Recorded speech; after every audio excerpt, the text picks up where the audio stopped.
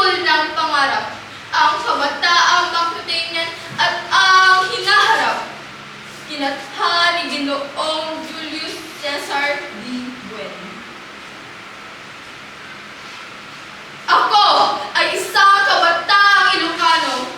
Sa bawat himaymay ng aking pagkatao, dama ko ang bigat ng kasaysayan ng aking mga nuno, ang kanilang hirap, sakripisyo at pagmamahal para sa lupaing ito. Ako ay isinilang sa baknotan, sa mga dalampasigang binabantayan ng mga alon ng dagat. Dito, sa ilalim ng mainit na araw at sa malawak na pukirin, natutunan ko kung ano ang ibig sabihin ng pagiging Ilocano. Hindi madali ang buhay dito.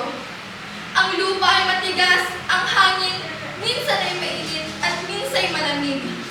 Ngunit sa kabila ng lahat, ang puso ng bawat Ilocano ay matatag. Ang aming kultura ay tulad ng aming mga bukid. Inararo ng sipag, diniligan ng pawis at pinagyaman ng panahon. Ang aming sining ay hindi lamang nakikita sa mga obra o naririnig sa mga kanta. Ito ay nasa sa bawat pagtanim, sa bawat paghabi ng inabel, sa bawat haplos ng aming mga kamay sa lupa. Mula sa aming dinding hanggang sa pinakbet, bawat tutuin ay puno ng kwento, puno ng kasaysayan.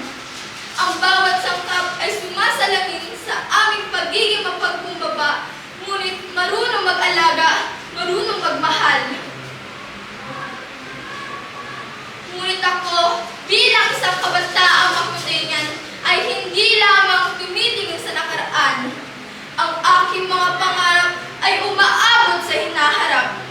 Hindi ko ipapasa sa susunod na henerasyon ang kahirapan, kundi karangalan. Hindi ko ipapamana ang kawalan, kundi ang yaman ng aking kultura. Ang paniniwala, ang pananampalataya, at ang pagsusumikap. Iyan ang mga katangiang nakatanim sa bawat Ilocano. At ako ay magpapatuloy sa pagpapayaman nito. Sa bawat patingaw ng kampana ng simbahan, sa bawat galaw ng aming sayaw, naririnig at nararamdaman ko ang tibok ng aming bayan. Ang Baknotan, ang Ilocos, ito ang aking tahanan at bahagi ako ng kanyang kasaysayan.